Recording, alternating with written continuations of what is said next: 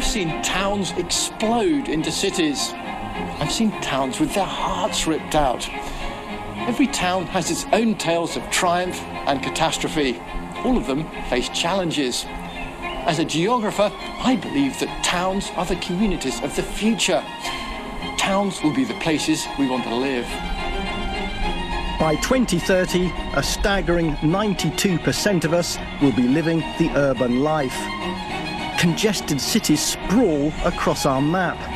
But cities don't have all the answers. I believe we need to fall back in love with the places that first quickened our pulses. Towns. Smaller than a city, more intimate, much greener, more surprising. Towns are where we learned to be urban. They are the building blocks of our civilization. Coastal towns, market towns, river towns, industrial towns. Collectively, they bind our land together. This is the story of towns, but it's also our story, where we came from, how we live, and where we might be going. This is Ludlow, an English country town on the Welsh border. Population 10,400. It is landlocked, remote.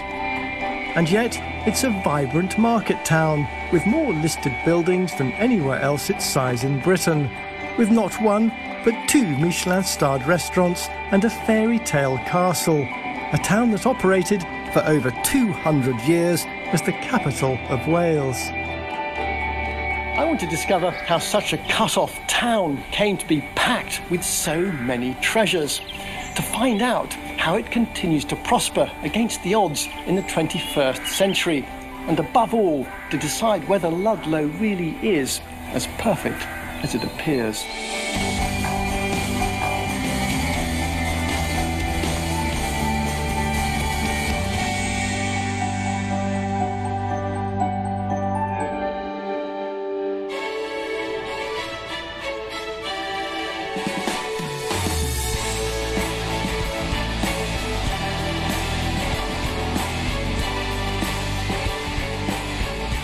To understand any town, you have to understand the landscape that surrounds it.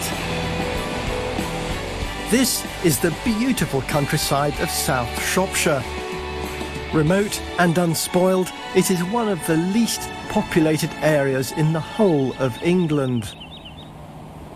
Delta Series winding up for takeoff. Step back, full power. Okay, it's 30 miles an hour.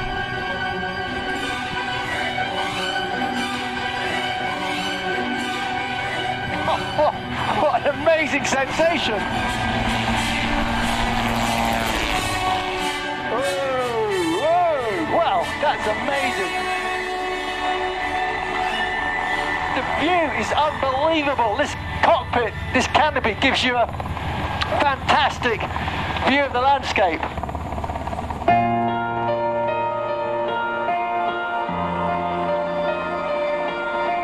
Beneath me is the Long Mynd, a forbidding range of hills 8 miles long and nearly 2,000 feet high. Part of the Marches, the rugged borderland between England and Wales. I've hiked over the Long Mynd loads of times, and I've never seen it from this angle right above it. It looks completely different, this great breaking wave between the wild, rugged uplands of Wales, which I can see over to the west, and the low green English pastures.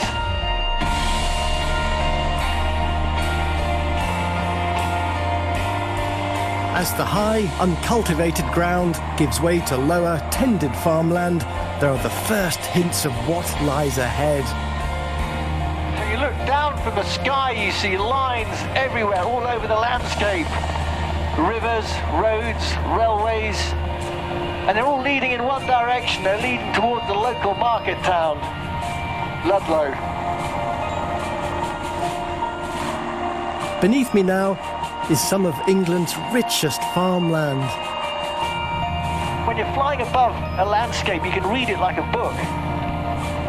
Brilliant.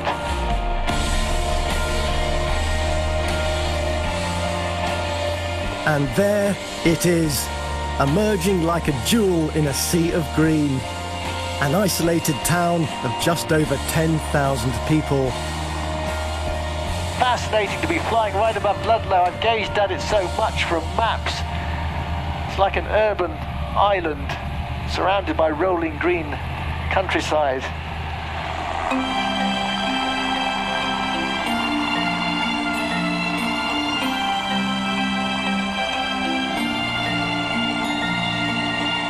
This remote urban island, more than 40 miles from the nearest motorway or airport, seems unsuited to life in the 21st century.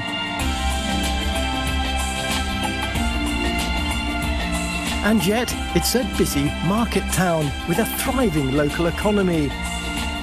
A town which acts as a magnet for tourists and shoppers alike.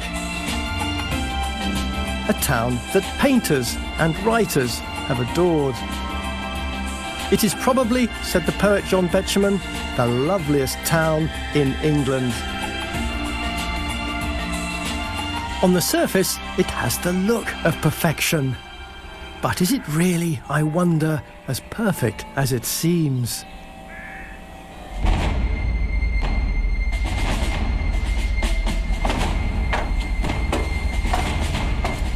Ludlow is dominated by its castle, one of the largest in any small town in Britain. But that's not the only thing that makes it unusual. After the Normans invaded England, they subdued the local population by building hundreds of castles in settlements both large and small. But when they built this castle around 1085, there was nothing here. No settlement of any kind. So why build a castle here? Well, because out there was the Wild West, a rugged wilderness hiding people the Normans regarded as a warlike enemy. These days, we call it Wales. So right from the start, the identity and the purpose of Ludlow were defined by its relationship with the surrounding countryside.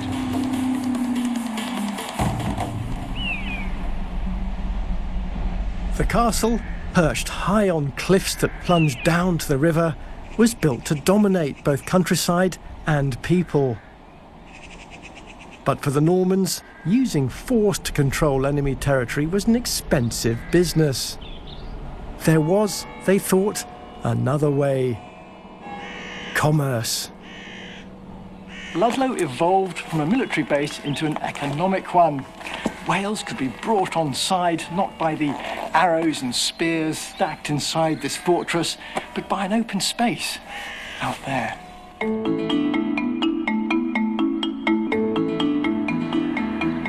If the castle was Ludlow's mailed fist, then the market square soon became its beating heart. And it still is.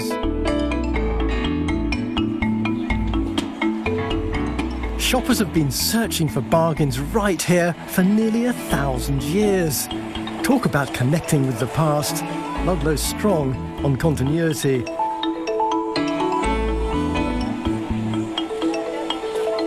The medieval market was held on a Thursday, just like today's, but it was a much more rowdy affair. Sellers used to advertise their products by crying their wares, shouting advertisements at the top of their voices. Sometimes they were even fined for physically grabbing passers-by. It's all become a bit more civilised these days. Ludlow's polite. This is Ludlow's twice-monthly produce market. It started just over 10 years ago, not long before Ludlow became the UK's first Cheetah-Slow town. Cheetah-Slow, or Slow City, originated in Orvieto in Italy, and is all about quality of life and the belief that towns thrive on local produce. With its perfect breadbasket location, Ludlow was the natural birthplace for a foodie renaissance.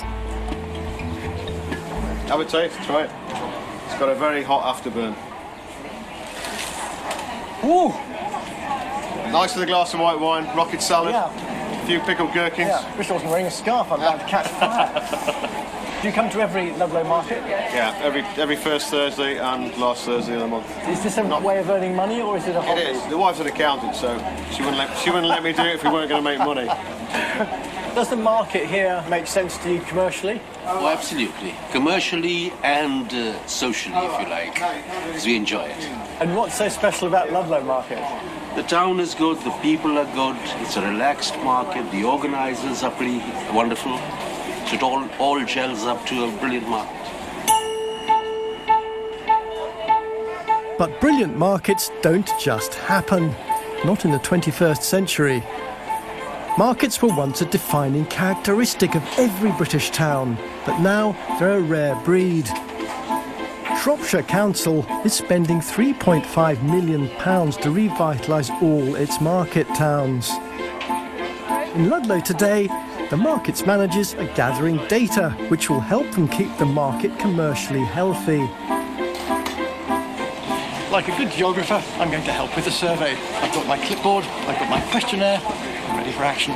I've come from Hattingham, between Bridgenorth and Wolverhampton. Shrewsbury postcode, SY3. I've come from Clee St Margaret, about 15 minutes away. 15 minutes? You might have walked.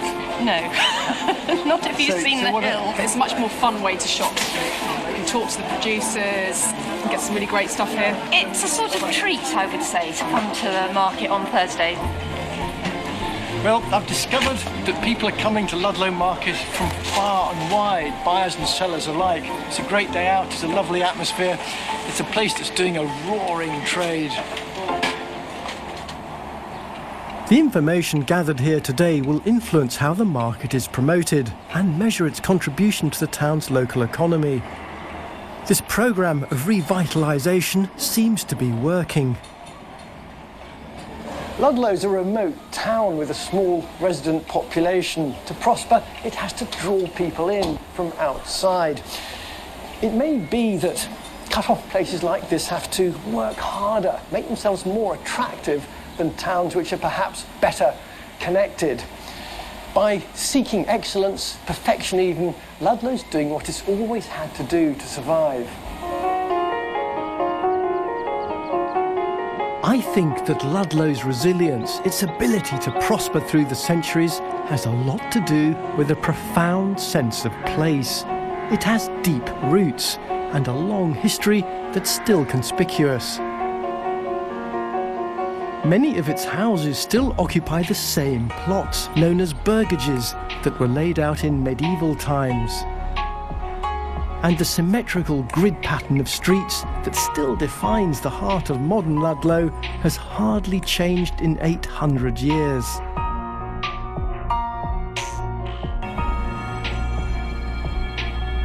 The wall is now gone, but one of its great gates and one of Ludlow's architectural gems remains.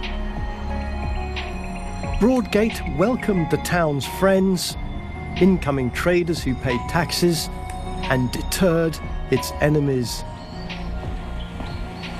This is an amazing survival. It's been standing here for over 700 years and it's still one of the major roads into Ludlow.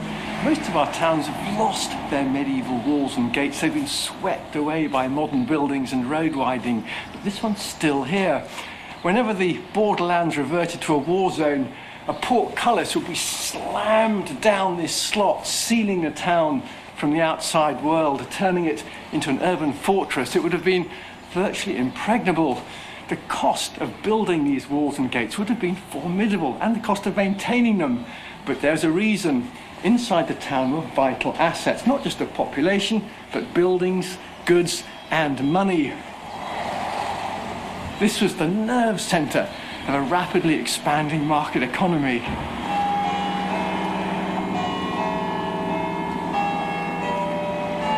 But one commodity in particular was sucking so much cash through the town's gates that work soon began on a major redevelopment project. An ambitious rebuild of what has always been a barometer of any medieval town's prosperity: the parish church.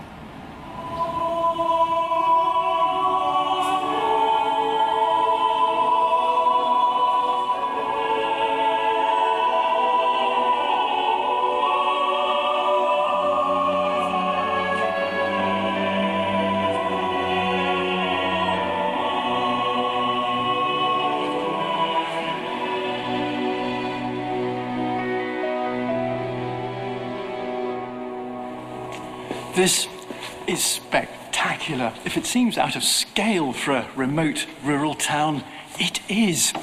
It's one of the largest parish churches in the country. It's sometimes known as the Cathedral of the Marches. To raise a church this magnificent, you needed faith. But you also needed money. Lots of it. Ludlow was enjoying a source of revenue that turned its merchants into the oligarchs of the medieval world.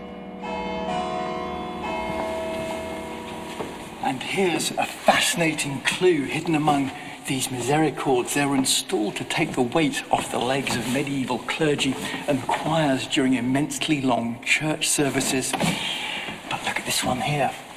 It shows a porter pulling on one of his boots at the start of a long journey by road, and on his back a bale of cloth.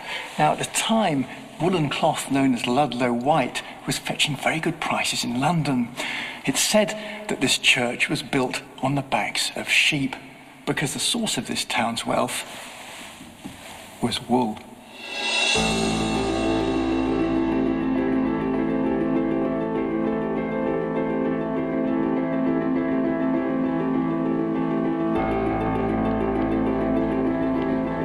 The super commodity of the Middle Ages, wool, was England's biggest export. And the area around Ludlow was one of the best places in the country for sheep rearing.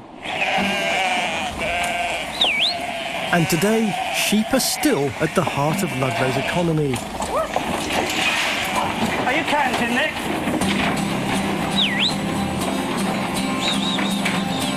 This is the weekly auction at Ludlow Livestock Market. Like all the sellers here today, Bill Waffes needs to maximise the price he'll get for his 150 sheep. If you hold the gate, and when I say open, just open it up. So we'll have him out. Livestock markets were once a common sight in British towns, but over 500 have closed in the last few decades. Ludlow's has not only survived though, it's become one of the biggest in the UK. Nearly 3,000 sheep will be sold here in the next few hours. So what's the secret of a very successful livestock market? I'm probably the wrong man to ask. You want to be asking the managing director of the company. So why do we support it? Because we get good prices. There's competition for all the stock you bring in, which is a good thing. We need, as a seller, we need competition. It's no good having one or two men there to buy your sheep, because that then doesn't become an auction.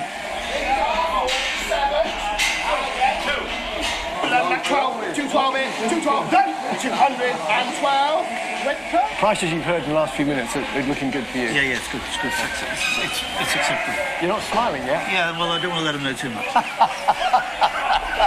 There's a bit of gamesmanship. When they come to my sheep, I'll be shaking my head saying, "This is no good, boys. This is no good."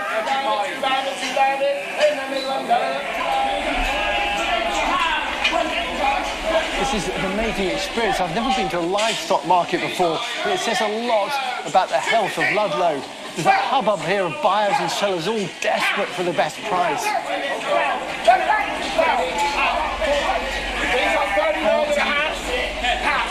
11 and 40. That works. You had a bidding war going on there. Yeah. Well, that's what you want. That's what you want. And then you can see the difference between the best 10 and from then on. Yeah. They were 247, they were down to 218. So overall, going down your numbers, is that good or? Yeah, very pleased with that. Animals have been bought and sold in Ludlow for nearly 1,000 years. But in recent times, new buyers have opened up surprising new markets. These are cull ewes, too old for lambing and, until a few years ago, worth almost nothing. But buyers like Mohammed Akram have changed all that. He runs one of Europe's biggest halal meat businesses, worth over £20 million a year, supplying Britain's Asian and West Indian communities with mutton. 5 again. 5 and again. Try to have a conversation with somebody who's busy buying sheep with his eyebrows. How many sheep are you buying a year? About 9 to 10,000 a week. 9 to 10,000? Nearly 500,000 sheep a year. A year? Yeah. And what kind of meals will they be made into? Oh, fat kebabs, curries. Okay. 85. Yes, yes. How long have you been buying mutton for? How long? Well, I started myself in 82.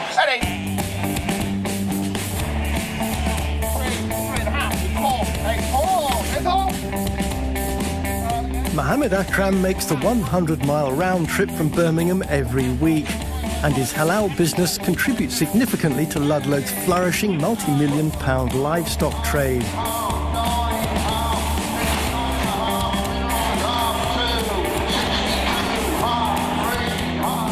Traditionally, buyers and sellers would have travelled only a short distance to their local livestock market. But with so many other markets in the region closing down, Ludlow is prospering by extending its reach to a much wider orbit. I'm going to conduct my own statistical survey to find out where everybody's come from. I've got a box of pins and I've got a map. So down here is Hereford, up here is Shrewsbury, on the right-hand side Birmingham and the Black Country, on the left-hand side the uplands of Wales, and slap in the middle, Ludlow. Right, who's first? I'm trying to find out where everybody's come from today. Our map gives a 35-mile radius around Ludlow. This could be it. There, that's it. It means the place names are rather small, but we'll manage. Calmington. Where? Calmington. Calmington. So we got Ludlow in the middle here. I can't really see. I got the glasses. Calmington. No, I got glasses. It doesn't help at all. There's Church Street. Up there 49 towards Shrewsbury. Much Wenlock. Oh no, it's only here somewhere. Okay. It's only 6 miles out. I come from the Heath.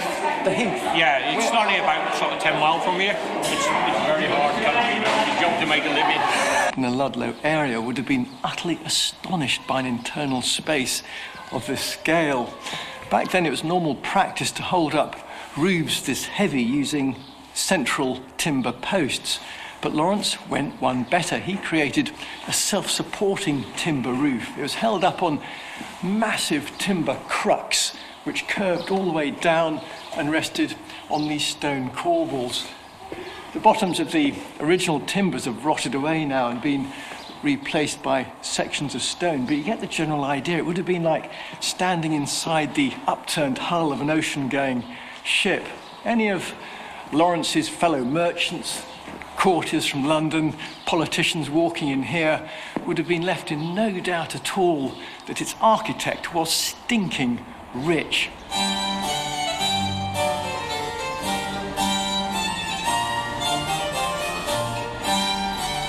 Lawrence and his fellow wool merchants transformed Ludlow. Behind the facades on one of the town's original thoroughfares, Broad Street, are the ghosts of the medieval super homes they've built.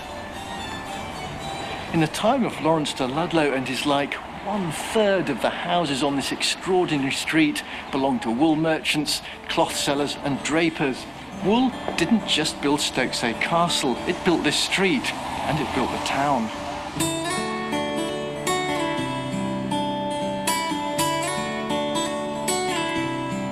Ludlow's wool trade had made it into one of the richest towns in Britain. But in the 1470s, this town of commerce was Rhys Jones. Rhys really wanted to be remembered. Look at this personalised lock, one that he fitted to his house 400 years ago. It's got an R and a J, Rhys Jones, and below it's I.J. Isabel Jones, his wife. Between the two of them, a tiny little love heart, a Valentine's note from the distant past.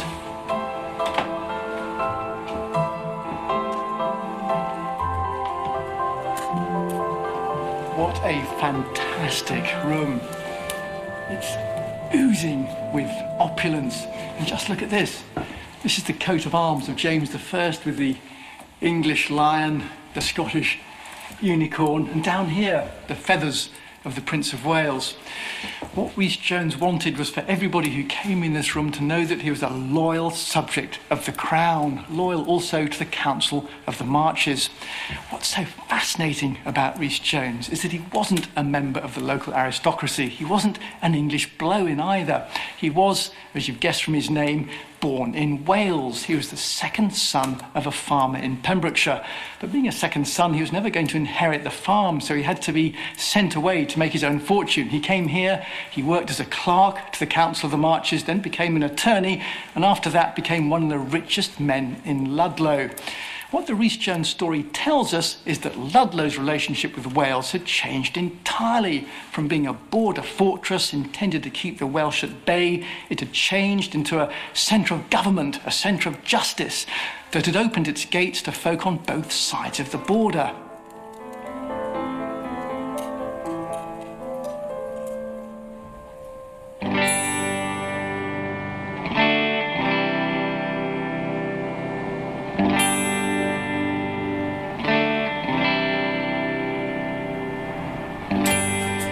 The Council of the Marches closed in 1689. Some predicted disaster after this change of fortune, but Ludlow had not forgotten its commercial roots. Even today, the town has managed to preserve an impressive number of independent shops. Butchers, bakers, bed shops, a traditional hardware shop, even an old-fashioned bookbinder's, harking back to a vanished age. With its independent shops, its markets, its traditional old-fashioned town centre, you won't be surprised to hear that there are almost no chains here in Ludlow. There's no McDonald's or Burger King, no Next or Topshop, no Currys or HMV. In fact, almost all of those familiar shop signs you see repeated from high street to high street across the land are absent here in Ludlow. So the last thing you expect to see is one of these. Now, I'm no fan of supermarkets.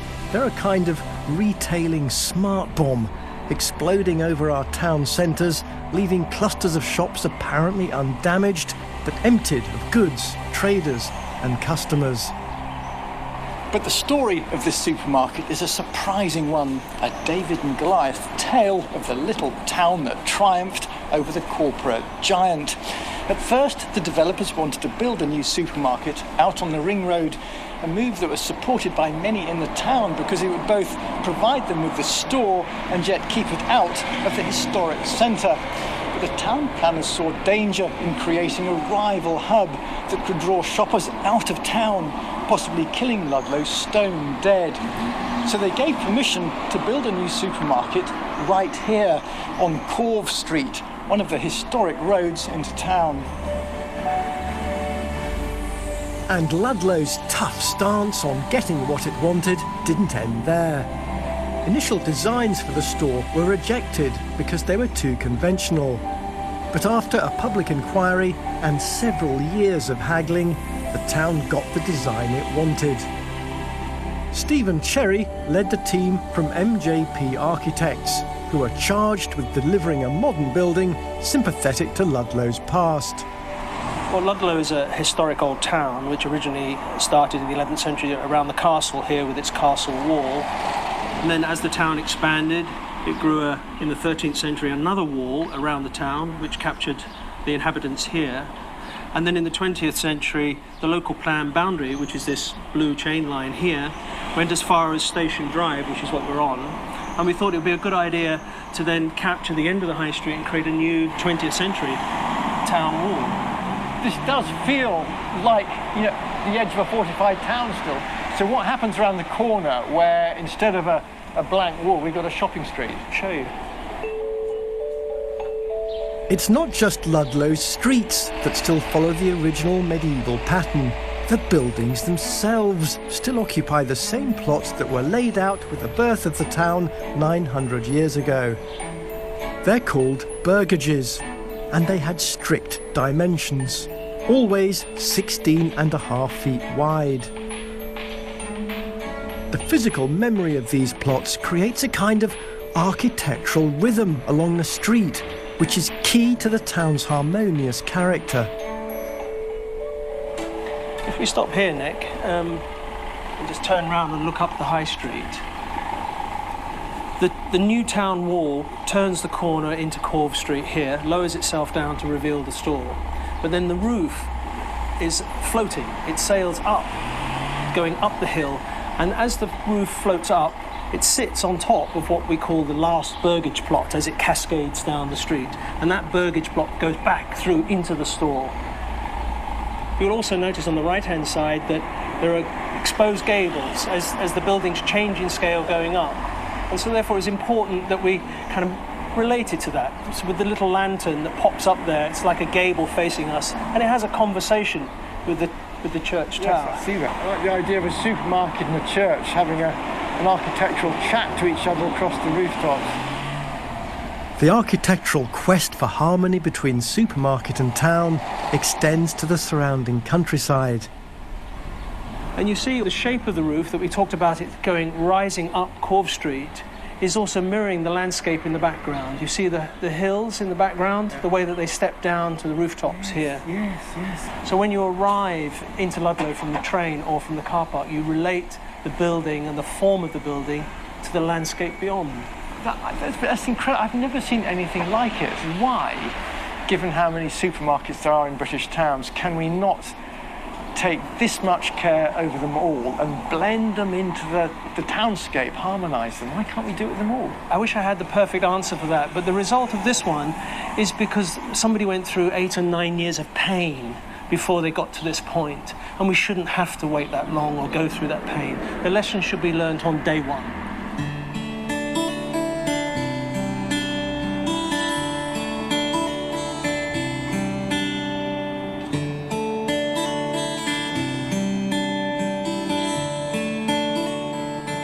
In a town with around 500 listed buildings, you'd expect great architecture at every corner. But Ludlow's definitive thoroughfare is Broad Street. It is unforgettable, wrote the architectural historian Alec Clifton Taylor, one of the best in England. The town's wool merchants had their grand medieval dwellings here. But it was the cash-rich gentry of the 18th century who really left their mark. In the era of Britain's great spa towns, Bath, Buxton, Cheltenham, Ludlow became the high-fashion leisure town of the Marches.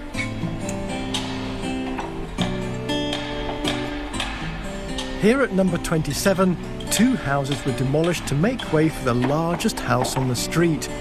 A house that today is undergoing the latest makeover in its long history. If I'd been here in the early 1740s on exactly the same spot, I'd also have been standing on scaffolding. Not this sturdy steel stuff, but a tottering pile of timber. Everything else would have been the same: the grit, the dust, the bustle of busy workmen. And Broad Street would have been a building site too. Any number of houses being extended, remodelled, gentrified for a new moneyed class.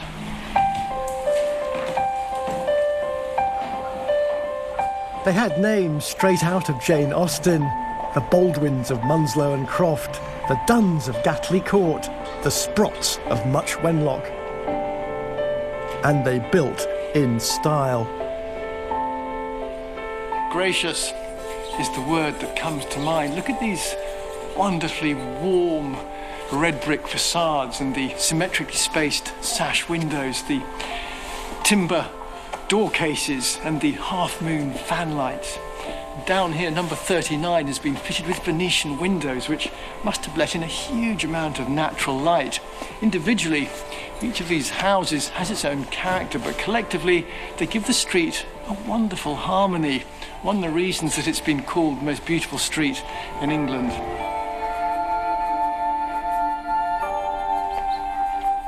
One of the street's gems is Broadgate House, an elegant Georgian residence built above the last remaining medieval gate into town. The hall and the staircase speak of prosperity and good taste. And up these stairs is an extraordinary clue that reveals how Ludlow began to construct itself as the perfect country town. And here it is, hidden away, painted on a wooden panel in a first-floor bedroom. At first glance, it's a charming portrait of Ludlow and the surrounding countryside, but look more closely and all is not quite as it seems. You've got the castle up there, and balanced symmetrically on the other side of the painting, this fantasy construction of masonry and rock. The river's a bit odd as well. It looks rather like a religious painting of one of the rivers of paradise. Those villages shining silver in the sun don't exist either. They're fantasy objects. So they create the sense that Ludlow, the matriarch, is gazing out across this verdant plain populated by its children, the little villages. Those two gentlemen up there and the lady are wearing 18th century dress, but the peasants down here could be medieval or have just stepped out of a Bruegel painting in the 16th century. It's a composite painting, a fantasy. This is Ludlow as paradise, painted over 200 years ago. This is perhaps the beginning of the myth of Ludlow as the perfect town. In a town of haves, and it's had its haves for a long time, what about the have-nots? I'm thinking about the unseen Ludlow, away from the gaze of the tourists. And I'm not the first one to think about it. In January 1931, around the time my aunt painted her beautiful picture, the normally conservative local paper ran a series of articles on the ugly side of Ludlow. It began with a report on how the local vicar had challenged his congregation during the Sunday sermon. "How can you sit and listen to the church bells playing Home Sweet Home," he thundered, "while 100 yards away people live in hovels where pools of water pour in through the roofs?" The newspaper agreed. There are houses unfit for human habitation, and there is no doubt that most of the population have never seen them. Vicar and journalist were railing both at the town's social problems and also at the apparent indifference of most of the townsfolk. Was the very idea of a slum beyond comprehension in a town which had so carefully cultivated an image of perfection?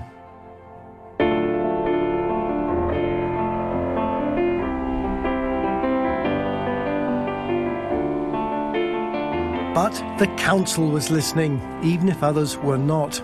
And here, in the 1930s, in the previously undeveloped northwest corner of Ludlow, they built Sandpits Estate. Today, it's home to nearly 4,000 of Ludlow's 10,000 residents, nearly half of Ludlow's population. But it remains a bit of a secret, unseen place. I met a few people in town who were surprised I was even coming here. The population of Ludlow is disproportionately old. Over 30% are over 60. You have to come to Sandpits to find the young people, because most of the town's under 30s live here. Statistics can be slippery tools, but here's one I've been trying to grasp. Sandpits is the most deprived place in South Shropshire. You have to travel 30 miles north of here to find anywhere more deprived. Given that the historic heart of Ludlow exudes such an air of well-being, of prosperity, it does make you wonder whether there aren't two different kinds of community here, that this is a town of two halves.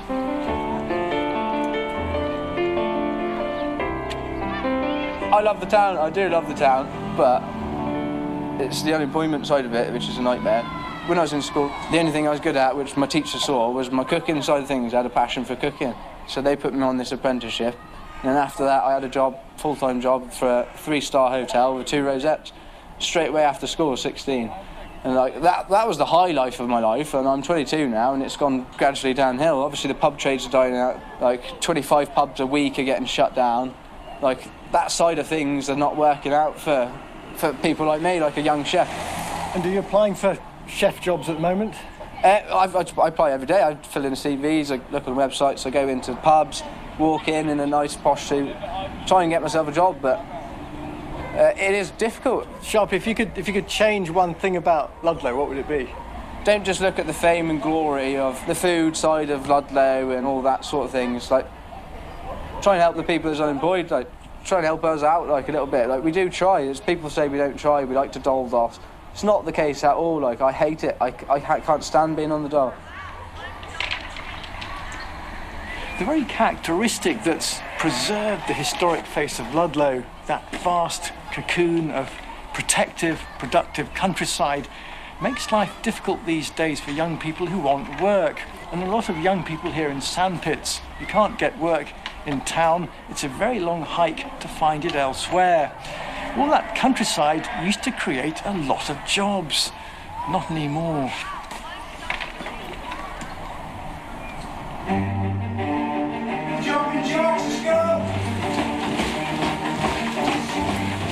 But some in the town haven't forgotten sandpits. In 2007, former boxer Chinny Richards and others set up Ludlow Amateur Boxing Club in the heart of the estate.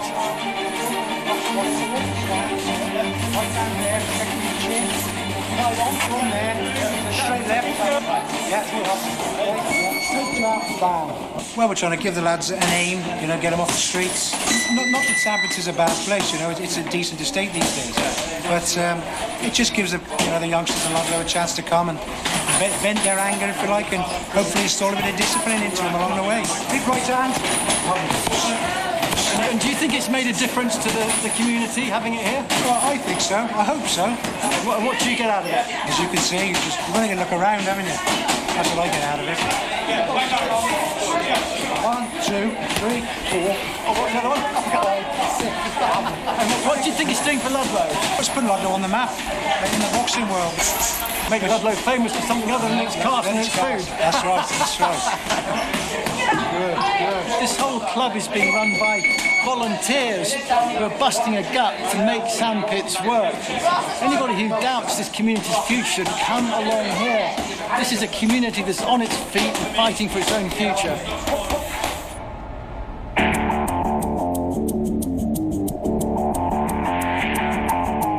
The citizens of Ludlow are gathering at the racecourse on a chilly night in March. But tonight's action is not on the track, it's in the ring.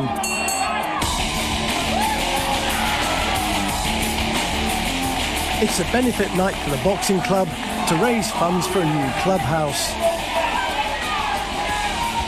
The town has turned out in force, keen to support Chinny and the amateur boxers of Ludlow. This is the last kind of show I expected to see in Ludlow. It's a big night. There are people here from all over town, both sides of the track. It's electrifying, edge-of-the-seat stuff. To get up in that ring, these youngsters have been training for years. There's so much happening in here. Yes, it's about the boxing, it's about fundraising, it's about taking youngsters off the streets. But it also tells us something about Ludlow itself. The self-discipline, the self-belief, and the guts that it takes to make an isolated town work.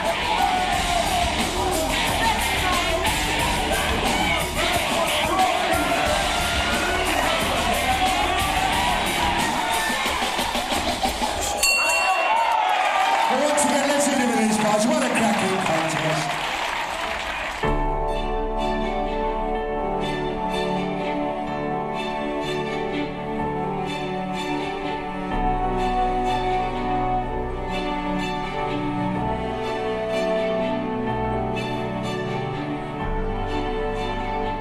All towns have their contrasting neighbourhoods, have done since the earliest days of our urban history.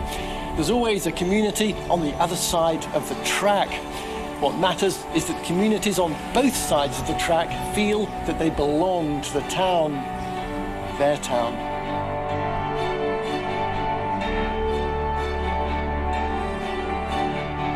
Perfect, it isn't, but maybe it comes close. Ludlow cleverly uses its shared spaces, from the markets to the boxing club, from the church to the supermarket, to bring people together. It's something that a town can do best. Bigger than a village, more intimate than a city. And its ultimate shared space is the vast landscape that surrounds it.